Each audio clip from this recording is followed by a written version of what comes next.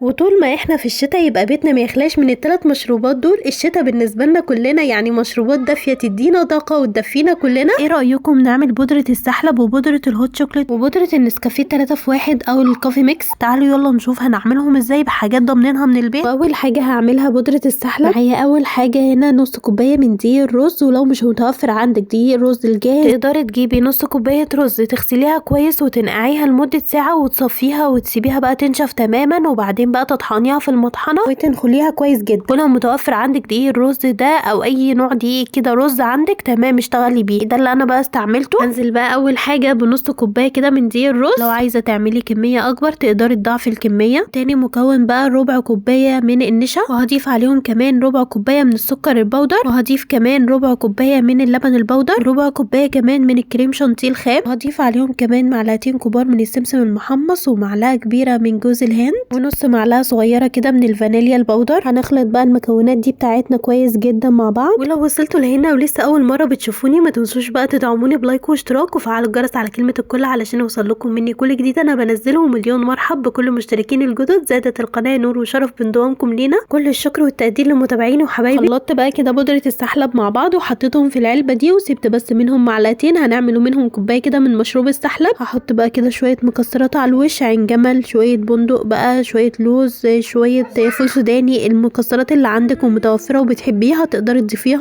ممكن تستكفي بسوداني وسمسم وجوز هند وبس. وكده بقى بودره السحلب بقت جاهزه معانا. ولو انت من عشاق السحلب تقدري تضاعفي الكميه، وهسيب لكم برده معايير الكوبايه في صندوق الوصفه علشان لو حابين تعملوا كميه اكبر. بعدين بقى هنعمل بودره الهوت شوكليت. معايا هنا اول حاجه كده مكعبين كده من الشوكولاته الخام، ودول حوالي 50 جرام من الشوكولاته. هبشرهم بقى كده بالمقشره بتاعه البطاطس وهيبقوا معايا بالشكل ده كده. بشرت بقى الشوكولاته وبقت جاهزه معايا. هجهز بقى باقي المكونات. معايا هنا نص كوبايه من الكاكاو الاسباني، هضيف عليهم ربع كوبايه من اللبن البودر، هضيف عليهم ربع كوبايه من الشوكولاته اللي انا بشرتها، هضيف عليهم كمان ربع كوبايه من الكريم شانتيه الخام، وهضيف كمان ربع كوبايه من السكر البودر، وربع كوبايه من النشا. واخر مكون هحط معلقه كبيره من قهوه سريعه الذوبان علشان تعزز لي كده من طعم الشوكولاته. هخلط بقى المكونات بتاعتي كويس جدا مع بعض، وهعبيهم بقى في علبه تكون محكمه الغلق علشان هنحتفظ بالبودره دي في التلاجة. شلت بقى منهم معلقتين كده على جنب علشان هنعمل منهم مشروب الهوت شوكليت. وباقي الشوكولاته اللي انا بشرتها حطيتها كده على وش العلبه. وهنا بقى بودره الهوت شوكليت بقت جاهزه معانا. بعدين بقى هنعمل بودره النسكافيه 3 في 1 او الكوفي ميكس. هي اول حاجه من المكونات بتاعتنا النسكافيه